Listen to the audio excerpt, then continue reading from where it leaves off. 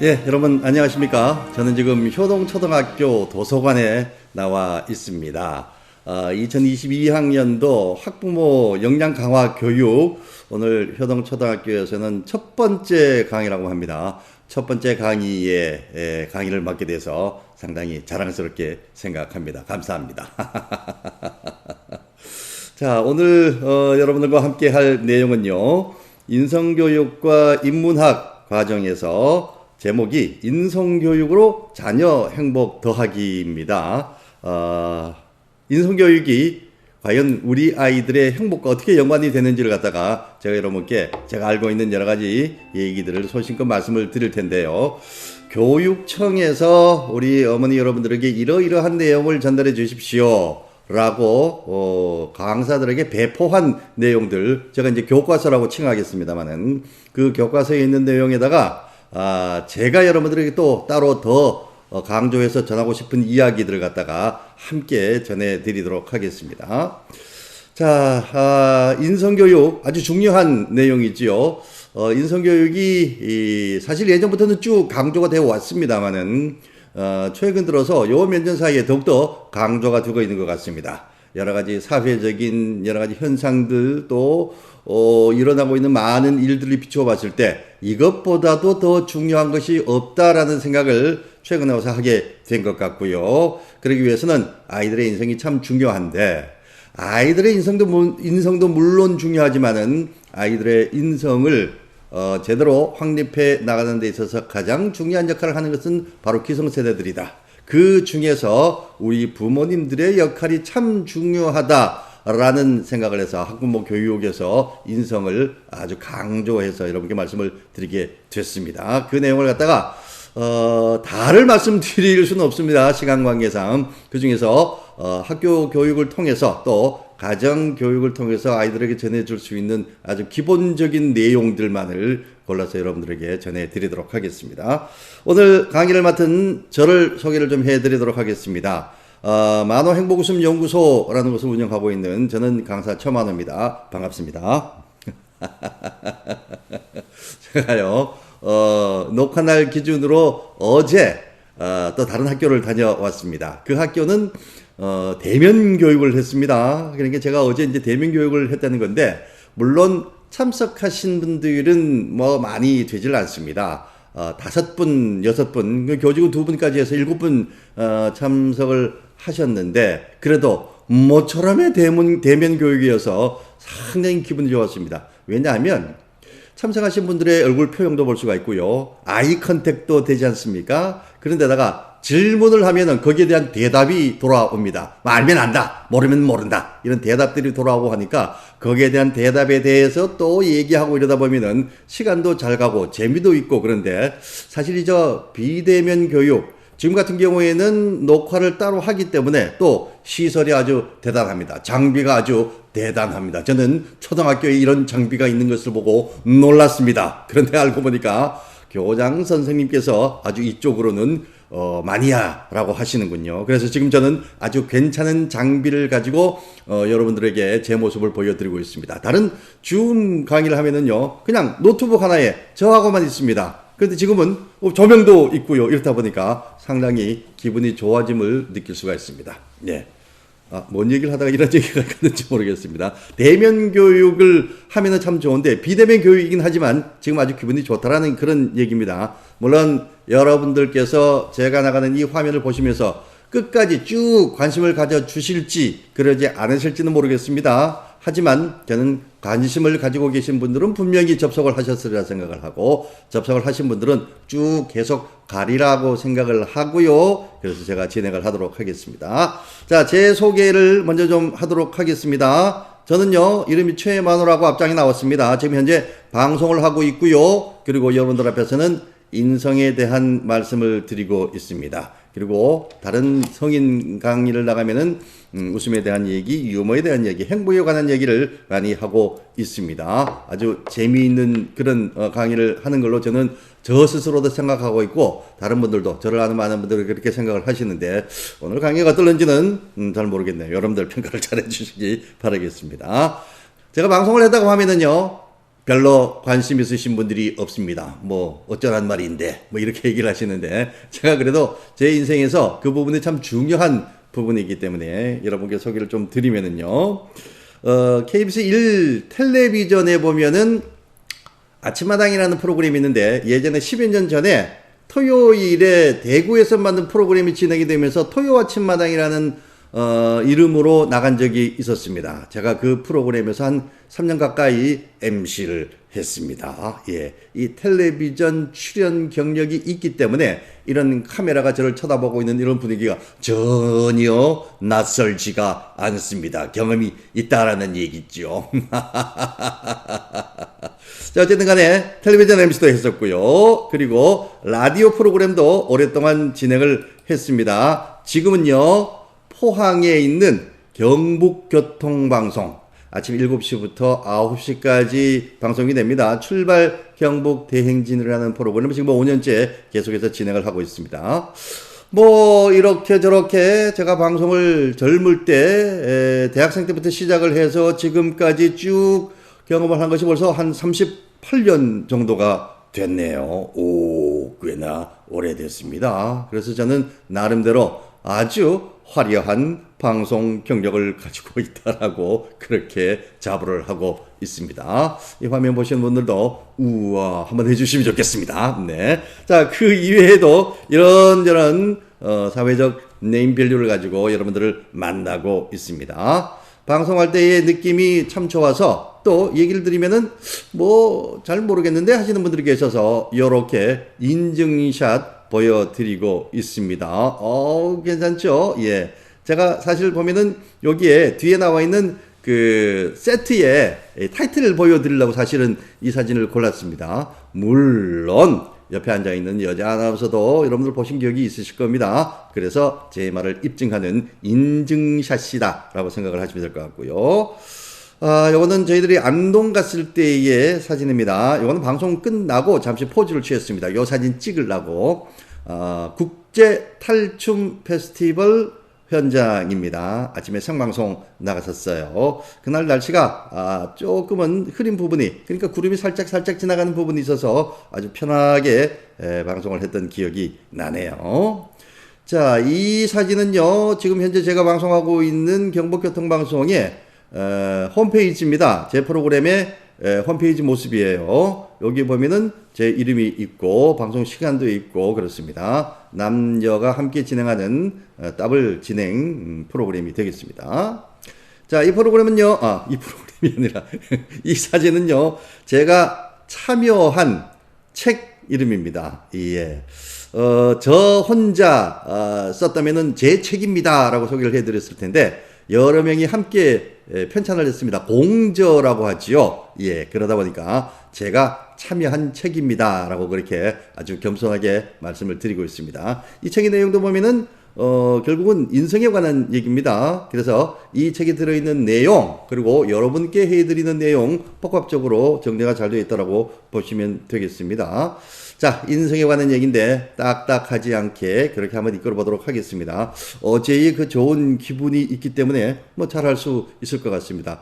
현장에 지금 제 앞에 많은 어머님들이 앉아 계시다. 아버님도 앉아 계시다. 라고 생각을 하고 그렇게 주고받듯이 얘기를 해보면 참 좋을 것 같습니다. 실제로 또 어제 그 학교에는 아버님도 한 분이 오셨더랬습니다. 네. 자, 교육청에서 나누어 주신 교과서의 순서를 한번 보도록 하겠습니다. 네 챕터로 나눠져 있네요. 1장이 인문학으로 자기 이해하기. 결국 인문학에 관한 얘기를 좀 중점적으로 많이 해드릴 텐데요. 자기를 이해한다고 했습니다. 삶을 이해한다, 인생을 이해한다. 인문학을 통해서 우리의 삶을 이해한다라고 그렇게 보시면 될 것 같습니다. 그래서 우리 애들에게도 물론 인문학이 참 중요하고요. 인문학에 관련되는 여러 가지 내용들을 집중적으로 우리가 조금 이렇게 함께 공유할 필요가 있습니다만은 우리 부모님들 스스로에게도 한번 반문을 해보시고 또 이렇게 한번 성찰도 한번 해보시는 그런 기회가 되면 좋겠습니다. 중요한 것은 우리 부모님들의 마음을 이 자리에서 좀 알아가는 것이다라고 보시면 될 것 같아요.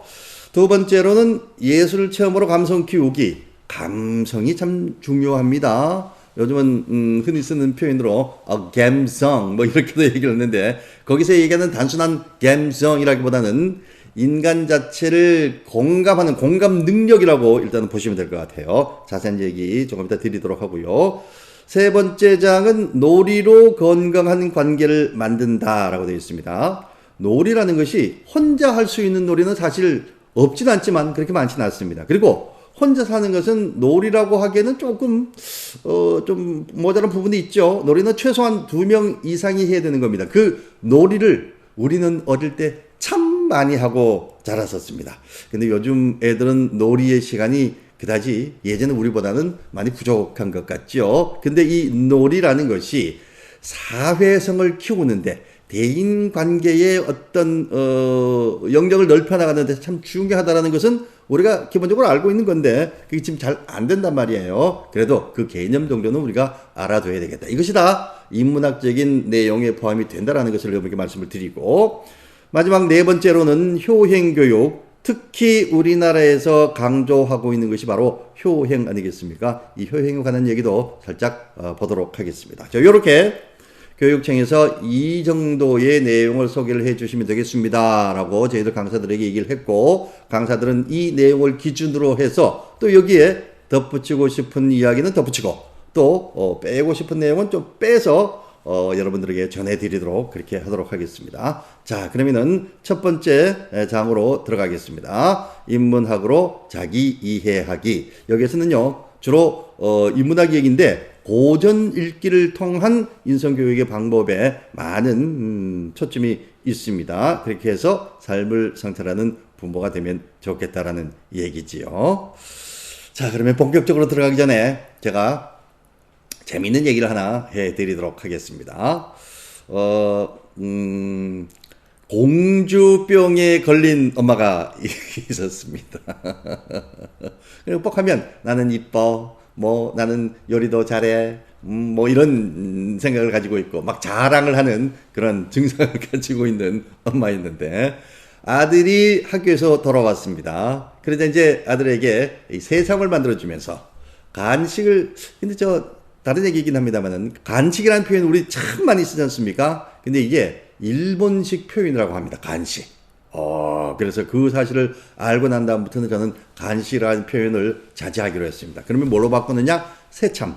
뭐 논두렁에서만 먹는 것이 새참인 줄 알고 있는데 아니라는 거예요. 밥과 밥 사이에 먹는 주전부리 같은 것들도 간식, 새참이 될 수가 있다라는 그런 얘기입니다. 앞으로는 새참을 좀 쓰면 좋겠습니다. 그래서 아이에게 새참을 만들어주기 위해서 약간의 요리를 하면서 갑자기 공주병이 도져가지고 얘기를 합니다. 아들, 엄마는 말이야, 얼굴도 이쁜데다가 요리도 참 잘해요. 이걸 사자성어로 뭐라 그럴까? 라고 아들에게 물었습니다.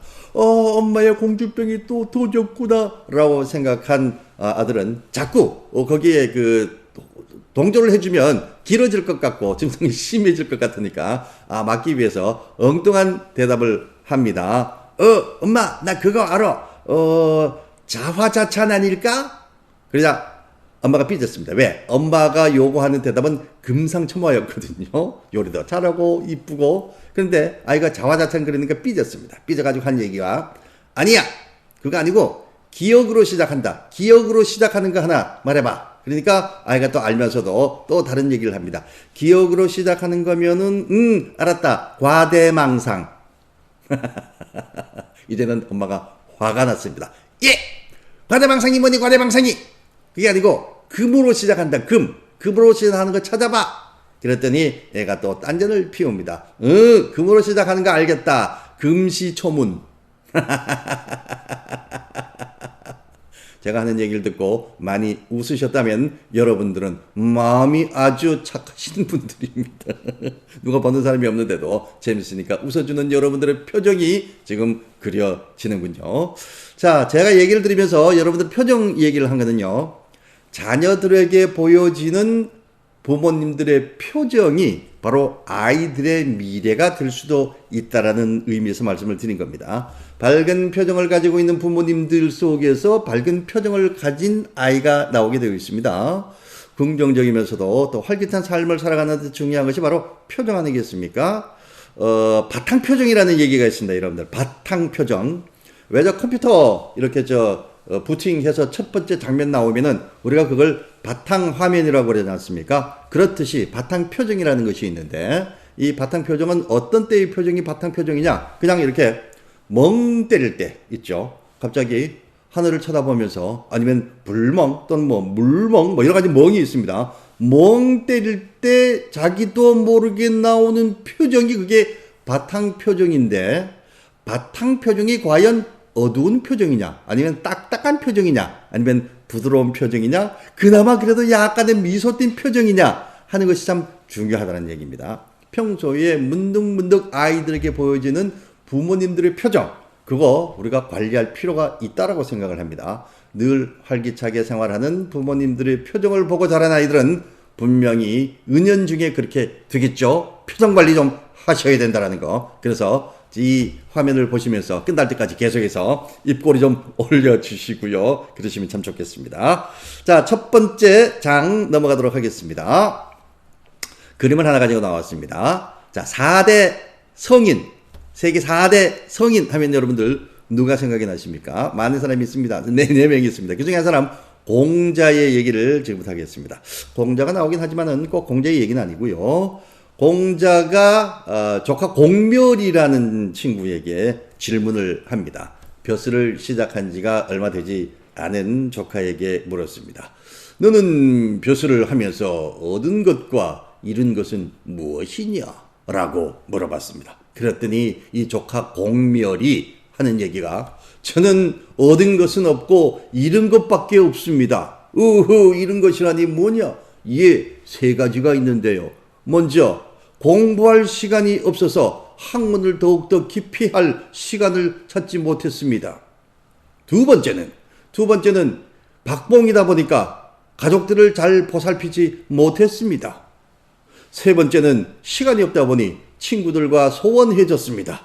저는 얻은 것은 없고 잃은 것만 있습니다. 그런데 공멸의 가장 친한 친구이면서 같이 벼슬을 시작한 복자천이라는 친구가 있는데, 이 친구에게도 공자는 똑같은 질문을 했습니다. 벼슬을 시작하면서 얻은 것과 잃은 것이 무엇이냐 했더니 이 친구는 잃은 것은 없고 얻은 것만 있습니다. 첫 번째, 배웠던 것을 실제로 근무를 하면서 써먹을 수 있으니 학문의 깊이가 더 깊어진 것 같습니다. 또 이제 체험을 통해서 더 느낀 게 많다는 얘기입니다. 두 번째, 작은 녹봉이지만 그것을 쪼개서 가족들을 봉양을 하니 가족들 간의 우애가 더 좋아졌습니다. 세 번째는 그 없는 시간 안에서도 시간을 쪼개서 친구들을 만나니 친구 간의 우애가 더 깊어졌습니다. 라고 얘기를 합니다. 아하, 여러분들 어떻습니까? 한 사람은 잃은 것과 얻은 것 똑같은 상황인데도 잃은 것만 생각을 하고 있었고, 한 친구는 얻은 것에 중점을 두고 생각을 하고 있었습니다. 그러다니 표정이 이렇게 바뀔 수밖에 없는 거죠. 자, 이러한 내용들은요, 우리가 책을 통해서, 그리고 또 삶을 통해서 알아가는 내용 중에 하나라고 볼 수가 있을 겁니다. 그런데 그 내용이 주는 의미는 참 크다고 할 수가 있겠죠. 비근한 예로 하나 말씀을 드렸습니다만은, 이렇듯이 인문학이 우리에게 주는 역할은 참 크다라고 볼 수 있겠습니다. 자, 교과서로 돌아와서 바람직한 인성교육의 방향이라는 제목에서 삶을 삶 속에서 실천하는 교육이다 라고 적어놨습니다. 그러면서 밑에 도표를 하나 내놨는데요. YTN에서 방송한 텔레비전 화면 중에서 하나일 것 같습니다. 이런 질문을 했다네요. 10억이 생긴다면 감옥을 가도 괜찮을까? 라는 질문을 했더니 초등학생은 얼마가 괜찮다라고 답했다? 16%, 중학생 33%, 고등학생 47%가 10억이 생긴다면 나는 감옥을 가도 괜찮다라고 얘기를 했다라는 겁니다. 자, 여기에 한 40, 50대 정도 되는 기성세대가 그 바로 다음에 있다면 거기는 몇 퍼센트 나올지 궁금하네요. 아마 고등학생보다도 더 퍼센티지가 높지 않을까라는 합리적인 추측을 해 봅니다. 자, 뭐냐면 알아가면서 세상을 살아가면서 뭐가 더 중요한 것이고 또 어떤 것이 지금 현재 많이 필요한 것인지를 알아가는 나이일수록 뭐 금전에 대한 중요함도 생각을 할 것이고 그것에 대한 가치를 생각을 해 나가기 때문에 이런 대답이 나왔을 것이다라고 저는 그렇게 추측을 하고 있습니다. 그래서 세상은 알아가는 것이다. 그것이 바로 인문학이라는 것을 대변해주는 어떤 내용이다라고 볼 수가 있을 것 같습니다. 자, 인성은요, 사람이 여러 가지 환경에 대해서 제각기 반응하는 일관적인 행동의 구조와 특성이라고 거기에 나와 있습니다. 사람마다 다 다르죠. 영어로 하면 캐릭터가 될 수가 있고요. 한자로 하면은 개성이라고도 얘기를 할 수가 있고요. 우리는 각자의 사람 됨됨이, 인간 됨됨이, 그 사람의 품성, 뭐 이렇게 얘기를 할 수도 있습니다. 인성이 참 중요하다. 학교 성적보다도 인성이 더 중요하다는 것을 우리는 다들 알고 있는데 이것을 교육을 통해서 본인이 그런 좋은 인성을 가지도록 함양을 할 수 있도록 도와주는 역할을 우리 기성세대가 해야 된다는 얘기거든요. 어떻게 하느냐? 인성교육은 자신의 내면을 바르고 건전하게 가꾸고 타인, 공동체, 자연과 중요합니다. 더불어 사는 데 필요한 인간다운 성품과 역량을 기르는 것이다. 어떻게 산다고요? 더불어 사는 데 필요한 인간다운 성품과 역량을 기르는 것이다. 그동안에 우리는 2년이 넘게 흩어져라, 모이지 마라, 만나지 마라 그랬었습니다. 물론 생명보다 더 중요한 것은 없기 때문에 그 생명을 지키기 위해서 일단은 흩어져라, 만나지 마라 그랬었습니다만은 그 전까지는 계속해서 만나고 또 알아가고 많은 사람들 가운데서 내가 드러낼 수 있는 부분을 많이 드러내고 인정받아야 하고 이런 쪽으로 우리가 포커스를 많이 맞췄었습니다. 이제 또 그런 시절로 돌아가게 되겠죠. 지금부터는 다시 예전처럼 돌아가서 사람들을 많이 만나고 건강을 유지하면서 그 사람들 속에서 나도 인식시키고 다른 사람들의 생각도 한번 받아들이고 하는 그런 과정이 이제 계속 연결이 되겠죠. 그래서 더불어 사는데 필요한 인간다운 성품과 역량을 기르는 것이다. 여기에서 중요한 키포인트는 더불어라고 할 수 있겠습니다. 예. 뭐, 특정 정당을 떠올리게 하는 그런 발언은 아닙니다. 교과서에 나와 있는 내용이니까요. 오해하지 마시기 바라겠습니다. 함께 살아야 된다는 얘기입니다.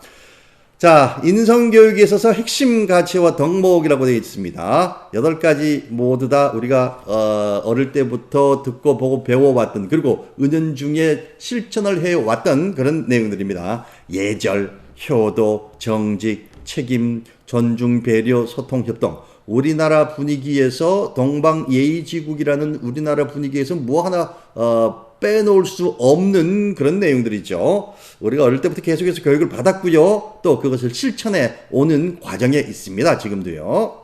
자, 핵심 역량은 그렇게 나와 있습니다. 능동적으로 실천 또는 실행하는 데 필요한 능력이다라고 이해를 하시면 되겠습니다. 핵심 역량은 실천 또는 실행력이다 이렇게 보시면 될 것 같은데 여기에서 중요한 키워드는 바로 실천입니다. 실천이 되겠습니다. 알기만 알고요. 실천하지 않으면 그것은 아무짝에도 쓸모없는 그런 허접한 지식에 불과한 것이겠죠. 알기만 해서는 곤란하다는 얘기입니다. 그것이 지식이 지혜로 연결되기 위해서는 실천하는 과정이 필요하다라는 그런 얘기가 됩니다. 자, 8가지 여러분들 다 보고 계시는데요. 이 중에서 가장 기본적인 내용이 되는 것은 뭐라고 생각을 하십니까? 어제도 이 질문을 드렸더니 7번이 다 다른 대답을 하세요. 제 생각을 말씀을 드리면요. 저는 이 중에서 가장 기초가 되는 그런 내용이 바로 배려라고 생각을 합니다. 배려가 뭘까요, 여러분들? 배려. 다들 잘 알고 계십니다. 제 생각을 말씀을 드리면요. 배려는 상대방이 필요로 하는 것을 내가 먼저 깨닫고 그것을 만들어주는 일이 배려다라고 그렇게 생각을 합니다. 아주 적절한 대답이 되겠지요. 예. 예, 배려는요. 정말 가려운 데를 긁어주는 것이고요. 또 상대방을 존중하는 마음에서 나오는 것이고요. 그 사람에 대한 예의를 표하는 것이라고 저는 그렇게 생각을 합니다. 그러다 보니까 다른 것에 대한 것을 모두 함축하고 있는 그런 것이다. 그런데 가장 기본적인 것이다라는 생각을 하고 있는데 그 이유가 무엇이냐면 이런 경우가 한번 있었습니다. 코로나가 오기 전에 한 7, 8년 전입니다. 학부모 교육이 시작이 되고 얼마 되지 않았을 때쯤 그때는 저희가 지금보다도 더 많은 학교에 나갈 때였습니다. 하루가 바쁘게 매일 각각 다른 학교로 출근을 할 때였는데 하루는 이런 전화를 받습니다. 내일 제가 방문을 할 학교의 담당 선생님이신데 선생님, 네, 저희 학교 내일 오시죠? 내일 오시면은 주차장에 이렇게 들어오시면 아마 차 대기가 만만치 않을 겁니다. 그런데 앞에 주차감지 팻말 세워놓고요. 비어있는 칸이 있을 겁니다. 거기가 서장님 칸이니까 앞에 팻말 치우시고 주차하시면 되겠습니다. 라고 얘기를 해주시는 겁니다. 우와, 왜냐면 강사들이 사실 이제 초등학교에 그 주차가 빈 곳이 잘 없는 곳이 많이 있습니다. 그러다 보니까 주차하는데 사실 좀 힘이 드는 학교들이 몇몇 학교가 있단 말이에요. 근데 외곽에 있는 학교 같으면은 오히려 학교 밖에 나가서 골목에 세우는 경우도 왕왕 있긴 했었습니다. 그러다 보니까 어떤 그런 어려운 점을 생각을 해서 배려를 해 주신 거였습니다. 우와. 요즘 말로 그야말로 사이다죠, 사이도. 속이 뻥 뚫리는 그런 느낌을 받았습니다. 아, 이것이 진정한 배려다. 라고 저는 생각을 했습니다. 정말이죠. 예. 그런데 우리나라 사람들은 배려 좀 하십시오. 배려가 모든 것의 기본이 됩니다. 라고 얘기하면 그 배려의 기본 의미라든가 어떻게 할 건지 방법도 잘 모르고 무턱대고 그냥 칼로 배려하는 그런 경우가 많이 있다는 얘기입니다. 약간의 유머가 들어갔는데 여러분들 느끼셨는지 모르겠습니다. 예. 자, 8가지 핵심 가치와 덕목, 이것도 우리가 늘 생활 속에서 접하고 있는 것들이기 때문에 실천의 의지를 계속해서 다지시면 좋겠고요. 인성 역량과 도구가 되겠습니다. 자기 관리 역량은요, 자기가 누구인지를 잘 알아야 되겠죠. 자기를 이해하는 데서 나옵니다. 이것은 바로 인문학의 범주에 속하게 되겠다는 그런 얘기가 되겠고요. 심미적인 감성 역량입니다. 그러니까 내 마음이 이렇다 저렇다라는 것을 스스로가 알아차려야 되겠습니다. 이것을 우리가 흔히들 감성이라고 얘기하는데 이것은 문화예술 측면에서 우리가 바라볼 수가 있겠고 문화예술을 통해서 더 키울 수 있겠다라는 그런 얘기입니다. 그리고 중요하죠. 공감소통 역량입니다. 공감입니다. 같은 내용을 두고 비슷한 생각을 하는 거죠. 그게 바로 공감입니다. 그런데 요즘은 같은 내용인데도 전혀 다르게 생각을 하는 경우가 많이 있습니다. 특히 지금 아주 시끄러운 그런 부분에 있어서는 보는 관점이 다 달라요. 그러다 보니까 그것 때문에 서로 막 싸우고 그런 경우도 있습니다. 이것들은 대인관계 능력에도 포함이 되는 건데 무엇을 가지고 함양을 할 수 있느냐? 바로 놀이를 통해서 할 수가 있습니다. 그런데 서대도 말씀드렸습니다만은 놀이라는 것이 요즘 많이 놀 시간이 좀 부족한 건 사실인 것 같습니다. 요걸 한번 하나씩 또 체크해 나가고 보완해 나가는 그런 노력들이. 자, 보통 인문학이라는 그러면은 무엇을 얘기하는 것이냐 한번 보도록 하겠습니다. 인문학은요, 인간에 대한 이해를 바탕으로 하는 학문이다라고 되어 있습니다.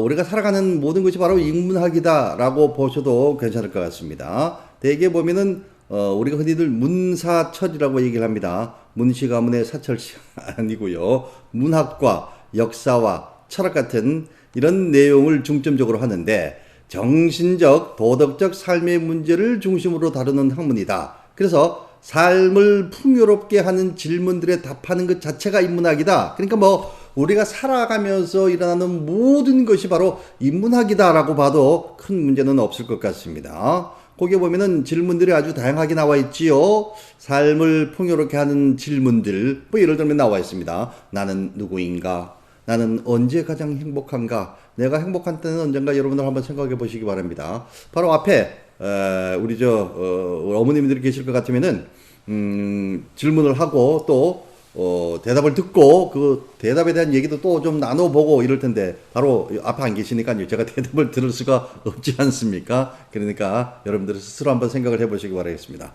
나는 언제 가장 행복한가?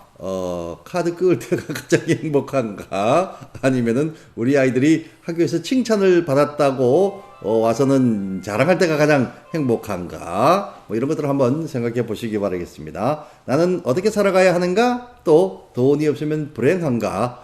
삶 속에 암 속에 삶이 있다고 그랬는데 우리가 평생교육이라고 합니다. 죽기 전까지 우리는 공부를 해야 되고 알아가는 것이 있다라고 얘기를 하는데 그 알아가는 것들, 그러니까 학교에서 배우는 교육을 제외한 사회생활을 하면서 배워나가는 것들은 거의가 인문학의 범주일 것이다라고 보시면 될 것 같습니다. 그런 의미에서 여러분께 질문을 하나 해볼까요? 여러분들이 이 세상에 왜 왔을까요? 초등학생들에게 물어봤습니다. 그랬더니 뭐 엄마하고 아빠하고 좋아하니까 나왔겠지요. 뭐 이런 대답하는 아는 애들도 있어요. 예, 그런데 되게 보면은 정답인 대답은 없습니다. 요즘 살아가면서 정답은 없고요. 여러 가지 해답들 또는 많이 하는 대답 뭐 이런 것들이 있는데 우리가 이 세상에 왜 왔을까 하는 질문에 대한 가장 많은 대답은 이 세상을 아름답게 만들기 위해서 우주의 철저한 계산에 의해서 내가 이 자리에 있습니다. 계산을 따르면 내가 예를 들면 조선시대에 나왔을 수도 있어요. 일제강점기 시대에 나왔을 수도 있어요. 아니면 더 나중인 미래에 올 수도 있지만 지금 와 있는 것은 분명히 내가 이 시대에 필요하기 때문이랄 겁니다. 이라는 겁니다.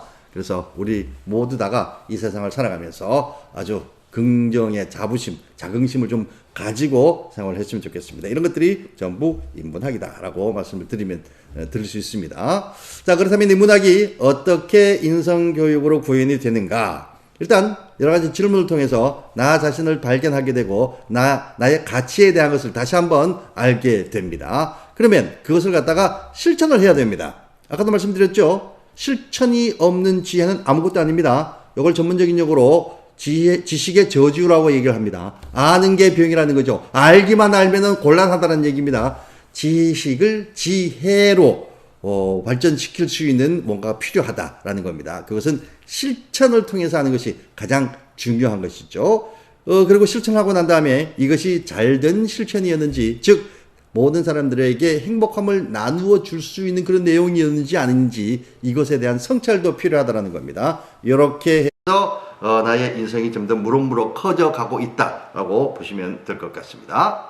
자, 이렇게 나의 인생을 함양하는데 참 중요한 도구, 가장 핵심적인 내용 중에 하나가 바로 책 읽기라는 겁니다. 책 읽기가 참 중요하다는 내용을 이 자리에서 전하고 있습니다. 책 읽어주기에 좋은 점이라고 나와 있죠. 아이의 전인적 발달을 도와준다. 삶의 방향을 제시해 준다라고 그렇게 되어 있습니다. 그리고 아이의 문제 해결력을 길러준다라고도 되어 있고요. 문화적인 아이로 자랄 수 있다라고 되어 있습니다. 자, 요 내용에 있어서 저는 가장 중요한 부분을 문제 해결력을 키워준다라는 점에 대해서 조금 강조해서 말씀을 좀 드리고 싶습니다. 요즘 뭐 성인들도 마찬가지입니다. 애들뿐만 아니라 성인들도 보면은요, 문제를 제시는 잘하는데 해결을 잘 못해. 뭔가 문제점이 있다라고 제시는 한데 거기에 대한 대안은 못 내놓는 사람들이 너무 많습니다.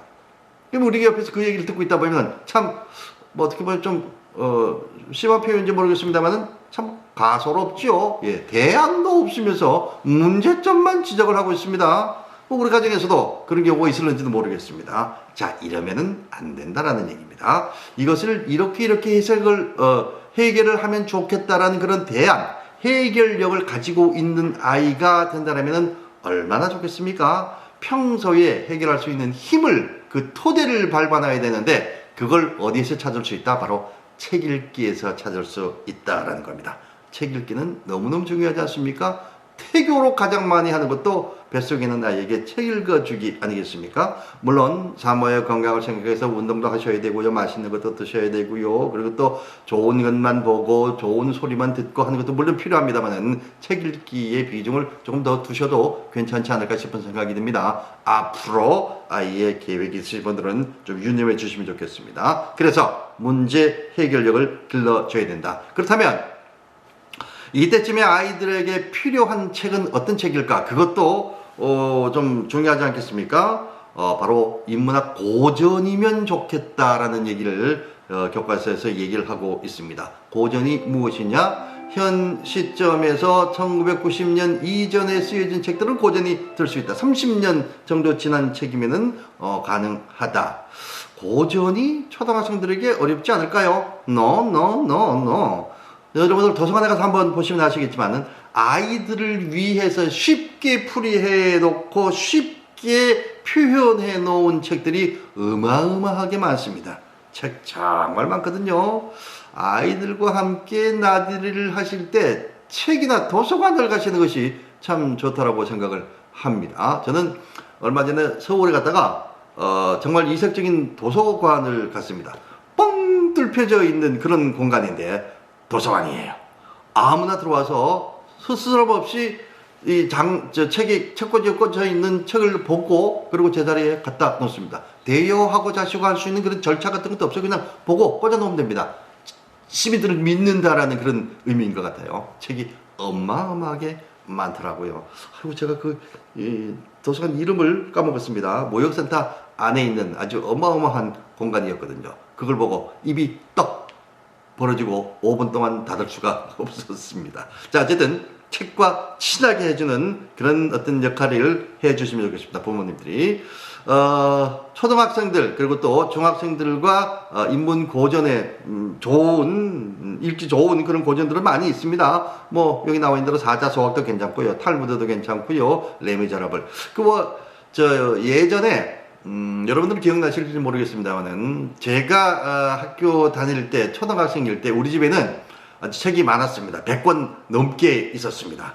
어떤 책들이었냐 하면은 세계 문학 대전집 뭐 이런 거 해서 한 질, 50권 한 질, 계몽사에서 나온 책 한 질, 그리고 세계 위인 대전집 해서 또 50권짜리 한 질 해서 이렇게 최소한 100권은 있었습니다. 우리 어릴 때는 집에 장서를 보유를 하고 있었습니다. 그렇죠? 예. 한 질, 그런 것도 옛날 생각이 나는데, 그 책을 다 봤으면 참 좋았겠지만, 다 읽지를 못한 것이 조금 아쉽고요. 하지만 지금은 언제든지 또 접할 수가 있는 그런 내용들이고, 이게 또 아이들의 수준에 맞게끔 풀이해 놓은 책도 많이 있기 때문에 어떤 것이든 괜찮습니다. 뭐, 양서라고 얘기하는 것들이 다 그런 것들 아니겠습니까? 학교 도서관에 있는 책들은 모두 다 읽고 나온다 라는 어떤 계획을 한번 세워보시는 것도 좋지 않을까라는 생각이 듭니다. 자, 쉬운 책부터 시작을 해야 되고요. 또 아이들이 읽지 않은 책에 대해서는 부모님들이 알고 계시는 내용들이 있습니다. 이거 한번 슬쩍이 얘기를 해주면서 재밌겠지, 너도 한번 이 책 읽어볼래? 하면서 추천을 해주는 것도 좋습니다. 그리고 그 책에 대한 느낌을 어떻는지 질문도 해보고요. 또 함께 다시 읽어봤을 때에 어떤 내용이 좋았다는 토론도 해보는 것도 참 좋습니다. 그래서 아이들이 책 읽기 습관을 제대로 가질 수 있도록 했으면 좋겠습니다. 책 읽기로 우리가 또 노릴 수 있는 중요한 능력 하나가 있습니다. 뭐냐 하면 바로 문해력이라는 겁니다. 문해력. 여러분들 문해력이 뭐라고 생각하십니까? 뭘 보고 문해력이라고 생각하십니까? 제가 다른 학교에서 강의를 할 때 물어봤습니다. 문해력이 무엇일까요? 하고 여쭤봤더니 그분들의 일관적인 대답이 책을 읽을 줄 알고 책의 뜻을 이해하는 거 아니겠습니까? 맞습니다. 문해력은 그 책의 문장 속에 숨어있는 내용을 파악하는 것이 바로 문해력이죠. 그런데 그것만 문해력이 아니라 거기에 담긴 더 다른 깊은 뜻이 있더라라는 겁니다. 그게 무엇이냐면 바로 이겁니다. 읽은 것을 다른 것과 연계시키는 능력이다. 읽은 것을 다른 것과 연결시킬 수 있는, 요것에만 국한되는 것이 아니라 이것과 다른 것을 연결시킬 수 있는 능력이 바로 문해력이라는 겁니다. 그 다음, 중요한 정보인지 아닌지 판단하는 능력이다. 이게 거짓 정보인지 아니면 바른 정보인지 판단하는 능력도 문해력에 포함이 된다는 겁니다. 한쪽 생각만 하다 보면은 편중된 생각을 하게 되고요. 편중된 생각을 하게 되면은 판단력을 흐릴 수가 있는 거거든요. 문제 해결에 별로 도움이 안 됩니다. 이건 문해력이 좋지 않다라고 봐야 되는 것이죠. 그래서 중요한 정보인지 아닌지를 판단하는 능력이 바로 문해력이 될 수가 있고요. 그 정보를 연결해서 나만의 독특한 아이디어로 연결할 수 있으면 더 좋겠습니다. 뭔가 하나 이 예술하시는 분들이나 창작하시는 분들은 뭐 단어 하나에 또는 어떤 행동 하나에 뭔가 갑자기 아이디어가 떠오르면서 문제를 해결해 나가는 그런 과정들 있습니다. 뭐 왜 저 간혹 드라마 보이는 우리 그 수사하시는 분들 보면 이렇게 우연히 지나가다가 뭔가 하나를 보고서는 선뜻 떠오르는 그 생각을 따라서 쫓아가서 사건을 해결하는 그런 경우 있지 않습니까? 문해력이 뛰어나더라고 우리가 판단할 수가 있습니다.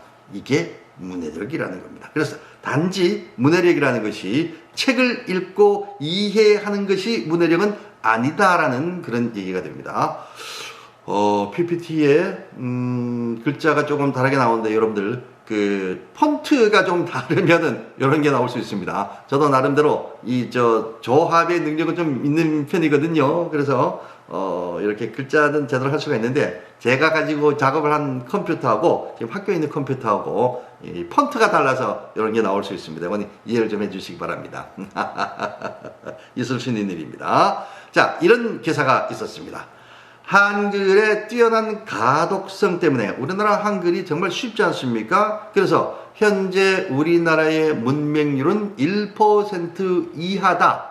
거의 모든 국민들이 글자를 읽고 쓸 수 있는 상태다. 1%는 누구냐? 아직까지 글을 배우지 못한 갓난아이 정도가 되지 않을까 저는 그렇게 추측을 합니다. 그 이외에 모든 사람들은 다 글을 읽고 쓸 줄 안다. 물론 어릴 때 너무 집안이 가난해서 글을 못 배운 그런 아주 연세 많으신 분들도 간혹 있을 수는 있습니다만은 요즘은 거기에 대한 평생교육 그리고 또 한글 교육이 많이 보급이 됐기 때문에 다들 아신다라고 생각을 하시면 되겠습니다. 문맹률은 거의 제로 상태입니다만은 문해력을 얘기하면은 얘기가 달라진다는 얘기입니다. 2017년에 국가평생교육진흥원에 따르면은 전체 성인의 22%인 무려 약 1000만 명, 960만 명이 일상생활에 필요한 충분한 문해력을 갖추지 못한 실질적 문맹이다 라고 조사가 됐다는 겁니다. 문해력이 떨어지는 사람이 22%나 된다 라고 그렇게 보시면 될 것 같습니다. 실질적 문맹이라는 단어를 해석을 했습니다. 읽고 쓸 수는 있지만 어휘력과 논리력 등의 부족으로 글을 이해하지 못하는 문해력이 부족한 사람을 일컫는 말이다. 근데 이 문해력이 부족한 사람이 22%나 된다고 말씀드렸지 않습니까? 그 순위를 이렇게 매겨보면은 OECD 회원국 중에서 최하위권이다 라는 겁니다. 겉으로는 선진국인데 문해력을 따지고 보면 OECD 회원국 가운데서도 최하위권이라는 겁니다. 조금 부끄러움이 물밀듯이 밀려오지 않습니까, 여러분들? 어떤 작가가요, 우리나라 사람들의 문해력이 수준이 2 정도가 된다라고 얘기를 합니다. 전체 레벨이 몇 단계인지 모르겠지만 2 정도인데 이 2 정도 되는 그 수준을 표현하는 것이 뭐냐면 토론이 불가할 정도다 라고 얘기를 하더라고요. 그 얘기를 듣고 저는 충격을 받았습니다. 평균 우리나라 사람들의 문해력 정도가 토론이 불가할 정도다. 그러니까 다시 말해서 남의 얘기 잘 안 듣는다는 얘기죠. 나만 생각하고 내가 생각하고 있는 것만 옳다라고 그렇게 여기고 있고 그것만 자꾸 주장을 해야 된다라는 그런 얘기가 듭니다. 안타깝습니다. 그렇죠? 이걸 우리가 조금 무겁게 받아들이면서 반성하고 또 도전하고 또 더 나게 바꿔갈 필요가 있다고 생각을 합니다. 문해력을 키우는데 방해가 되는 요소가 있습니다. 요즘 많이 보십니다, 여러분들. 영상이라든가 유튜브라든가 드라마 등이 있는데 왜 그러냐면요, 왜 필요한 것, 자기에게 마음에 드는 것들만 사실 찾아보지 않습니까? 워낙에 쉽게 찾아볼 수가 있다 보니까, 그러다 보니까 생각이 한쪽으로만 너무 치우칠 수가 있다는 얘기입니다. 그래서 별로 좋지 않다는 얘기죠. 꽉꽉 눌러가지고 엑기스만 쏙쏙 빼고는 것은 참 좋긴 합니다만은 그것이 한쪽으로 편중된 생각을 가지도록 하는데 오히려 풀무지를 해야 되는 꼴이 된다. 그래서 같은 내용이 반복적으로 노출이 되는 것에 접하다 보면은 학습 능력, 문해력, 집중력, 대인관계, 소통의 능력을 떨어뜨린다라고 그렇게 얘기를 하고 있습니다. 그렇다면 지금 내가 보고 있는 이 유튜브도 그런 축에 속하냐? 유튜브라고 다 그런 건 아니죠. 아주 좋은 그런 내용을 가지고 있는 그런 영상들도 많이 있습니다. 이 내용은 그렇다라고 보셔야 되겠죠. 아이들이 요즘 그런 쪽에 너무 많이 노출되고 있는 것 같습니다라는 질문을 받은 적이 있습니다. 그래서 저는 그걸 다 100%다 통제를 하기는 어렵겠지만 부모님들과 함께 있을 때는 같이 찾아봐라. 좋은 영상을. 그리고 좋은 영상을 찾는 방법도 좀 알려주고 그러면은 아이들이 편중된 생각을 하는 데서는 좀 벗어날 수 있지 않을까 그런 생각이 들어요. 자, 문해력을 키워야 합니다. 문해력을 키워야 하는 이유는 이런 이유입니다. 의사소통에서 글 안에 담겨있는 내용과 의미를 이해하는 능력이 떨어지기 때문에 그렇습니다. 이런 능력을 키워야 된다는 거예요. 대인관계에 있어서 상대방의 얘기의 내용을 잘 받아들이고 이해를 할 수 있다는 것은 참 중요하죠. 그러다 보면 그게 사회적인 소통의 기본이 된다는 겁니다. 사회적인 소통이 잘 된다는 얘기는 무엇이다? 여러 조직에 내놔도 이렇게 막힘이 없는 그런 사람이 된다는 얘기입니다. 지금까지 2년이 넘게 모이지 마라 그랬지만 이제는 모여야 되거든요. 모이다 보면은 여러 사람들의 의사도 내가 받아들이고 또 내 의사도 전달하는 그런 과정들이 필요한데 문해력이 떨어지면 그런 과정에서 조금 소홀할 수밖에 없다라는 그런 얘기가 듭니다. 그러다 보면 소통이 잘 안 되다 보면 이직도 심해지고 퇴직까지 할 수가 있고 그러다 보면은 남녀 간에 부부 간에도 의사소통이 안 되니까 서로 마음이 안 맞아서 성격 차이로 이런 이유로 해서 이혼율이 증가하게 되고 결국은 극단적인 선택까지 할 수 있는 그런 과정까지 갈 수도 있다라는 얘기입니다. 문해력이다라는 그런 말씀을 드리고 싶어요. 그리고 결국은 그거지 않습니까? 사회적으로 인정받을 수 있다는 것은 서로서로 이해력이 좋고 공감력이 있어야 되는 건데 그게 떨어진다라는 얘기는 무엇입니까? 사회에 적응을 잘 하지 못한다. 조직에서도 잘 살아나가기가 어렵다. 그러면은 연봉도 깎이고 건강면에서도 또 손해를 볼 수밖에 없다라는 겁니다. 이 사회적으로 아주 순탄한 그런 사회생활을 하기가 좀 어려울 수 있다는 그런 얘기가 됩니다. 자, 문해력을 키우는 좋은 방법 무엇이 있을까요? 독서와 낭독입니다. 여러 가지 방법들을 다 찾아봤어요. 그 중에서 가장 많이 나온 방법 중에 하나가 바로 독서와 낭독입니다. 책을 읽자는 얘기죠. 아이들이 책 읽는 습관을 오래도록 가지도록 만들어 줘야 됩니다. 그것도 소리 내서 읽으면은 더 좋습니다. 소리 내서 읽는다라는 것은 결국은 표현을 잘 하도록 만드는 방법 중에 하나입니다. 속으로 하는 그것도 물론 나쁘진 않습니다만 소리 내서 또박또박 읽게 되면은 나중에 발표력도 좋아지고요. 자기의 의사를 잘 전달하는 데도 분명히 도움이 된다라는 겁니다. 자, 독서가 뇌의 가장 훌륭한 이유는 풍성한 자극원이기 때문이고요. 또 나와 있습니다. 측두엽, 전두엽, 변연계 등의 모든 부위가 활성이 된다는 겁니다. 이게 이제 조금 더 멀리 내다보고 얘기를 하면 치매에 걸릴 수 있는 확률도 많이 줄어든다. 걸리더라도 나에게 더 많이 들어서 걸린다. 죽기 전에는 걸리지 않는다. 이런 얘기도 있습니다. 예. 그래서 계속해서 뇌를 자극하는 그런 뭔가가 오래도록 유지가 되면 참 좋겠다라는 그런 얘기입니다. 중요한 것은 문해력이다라는 얘기를 저의 뇌피셜로 말씀을 드렸고요. 자, 이렇게 책을 읽고 난 다음에는 분명히 그 책에 대해서 어떤 내용을 이해를 하고 난 다음에 나 자신도 돌아봐야 되겠죠. 바로 암 속에서 삶을 이해한다라는 그 내용이 거기에 포함이 된다라는 얘기입니다. 고전을 읽으면서 나의 내면도 돌아보고 나 같으면 어떻게 했을 것이다. 또 인상 깊은 장면, 그 장면에서 나라면 어떻게 했을까. 그래서 이 고전에 혹시 사람이 등장한다거나 아니면 좋은 사건이 있으면 거기에 대한 가치도 한번 생각을 해보고요. 또 그대로 비슷한 경우가 생길 수도 있지 않습니까? 그런 경우에는 실천도 한번 해보는 그런 용기들이 필요하다는 겁니다. 자, 그래서 독서 교육에서 인문 교육으로 한 단계 업그레이드 시킬 수가 있는데 이해와 해결 그리고 참여라는 것이 결국 무슨 얘기겠습니까? 실천이라는 얘기가 되거든요. 이 문학에서 중요한 키워드는 더불어 함께 생활하는 것하고 그리고 실천하는 것이라고 말씀을 드릴 수가 있습니다. 예. 교과서에 나오는 내용을 지금 여러분께 보여드리고 있습니다. 101 인문교육인데 100권 읽고 100번 토론하고 한 권 책 쓰기 이런 것들도 지금 현재 교육 과정에 있다라고 말씀을 드릴 수가 있고요. 자기 스스로를 잘 성찰하는 부모는요, 아이에게 그게 그대로 내려갑니다. 삶을 소중히 여기는 아이가 되게 되고요. 그 아이는 또다시 자녀의 올바른 인성 함양으로 이어질 수가 있다는 겁니다. 자, 부모는 어떤 사람인가? 이러한 사람이라는 것을 여러분들 알아두시면 좋겠습니다. 예. 여기까지가 인문학에 대한 개괄적인 내용을 말씀을 드렸는데 이게 조금 시간을 많이 할애를 했습니다. 왜냐하면 중요한 부분이 많기 때문에 그렇습니다. 자, 인문학에 대한 얘기를 여러분께 시간을 많이 해서 말씀을 드렸고요. 그 이어지는 내용은 짤막짤막하게 넘어가도록 하겠습니다. 예술 체험으로 감성 키우기인데요.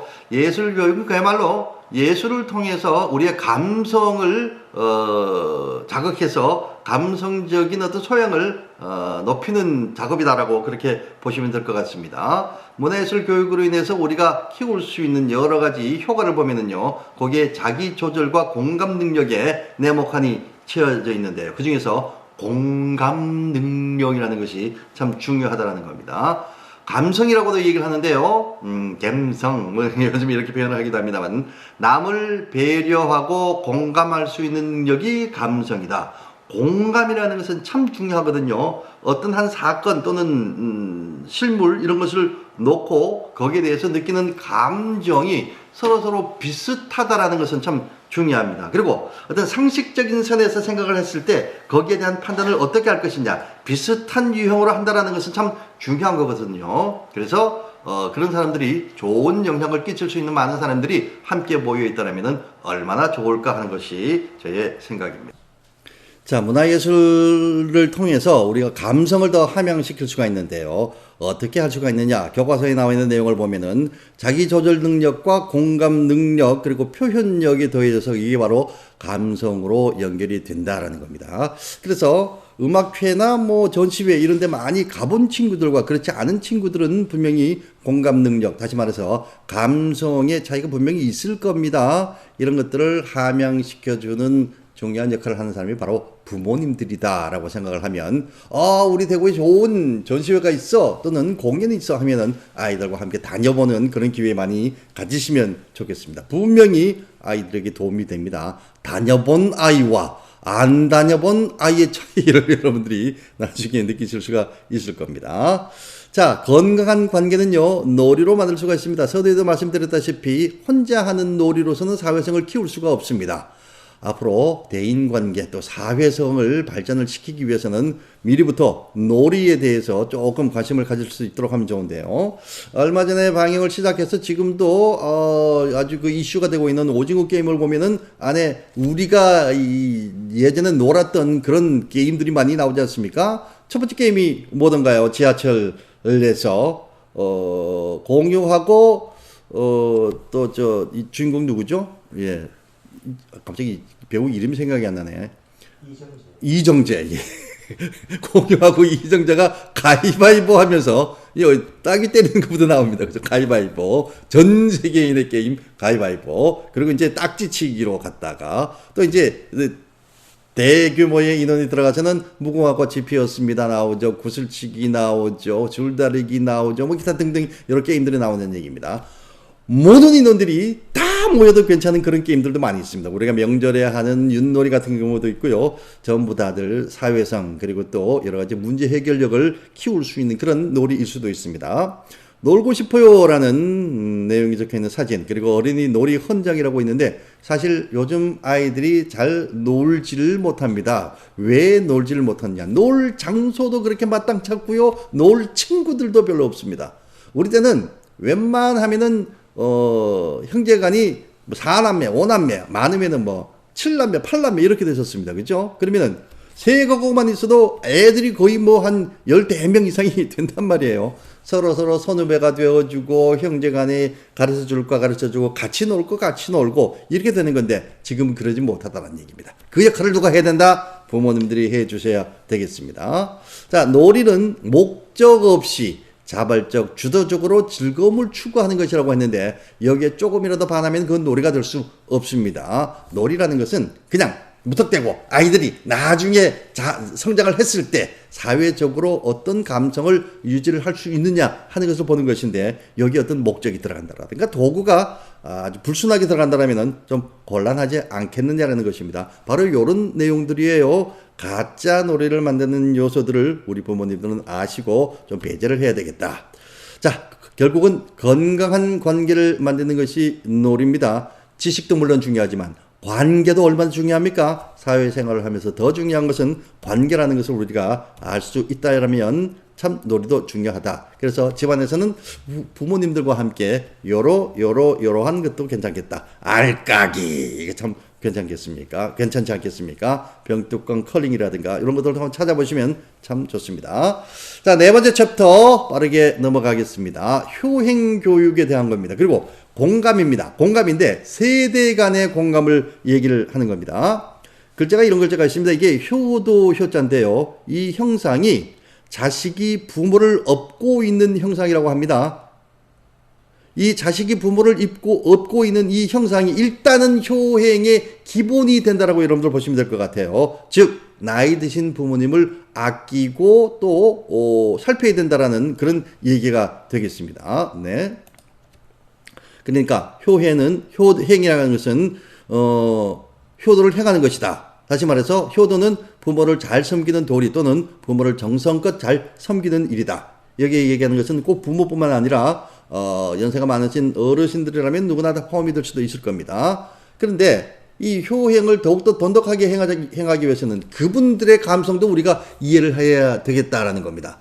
나이 들면은 사실 불편한 것도 많고요. 그리고 또 힘들어 하시는 것도 많거든요. 젊으니까 당해보지 않으니까 그걸 잘 몰라. 하지만 이해하려는 노력은 필요하다라는 겁니다. 어르신들이 자주 쓰는 말 중에서 야 너도 나이 한번 먹어봐. 너도 내 나이 돼봐. 뭐 이런 얘기들을 하시는데 답답합니다. 어르신들은 답답합니다. 예, 답답한데 얘기를 해도 이해는 안 되고 그러니까 더 답답함을 느끼고 소외되는 그런 경우도 있다는 얘기입니다. 그래서 세대 간의 어려움을 공감하는 것이 중요하다. 그래서 내 부모뿐만 아니라 당신의 부모, 우리 모두의 부모님의 마음을 공감하는 것이 바로 효행이다라고 그렇게 보실 수 있다는 겁니다. 요즘 효행 교육의 방향은 HYO, 효입니다.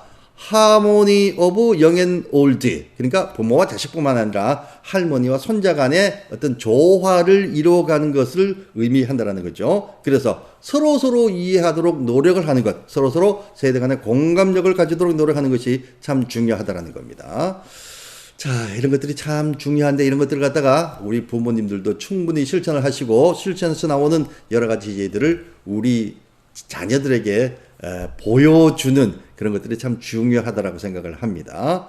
지금 짤막하게 보셨으면은 급하게 한번 체크해 보시기 바랍니다. 요거 성적 통지서를 갖다가 뒷장에서 보여드릴 텐데 이렇습니다. 여러분들은 아마 평균 이상은 최소한 되시리라고 생각을 합니다.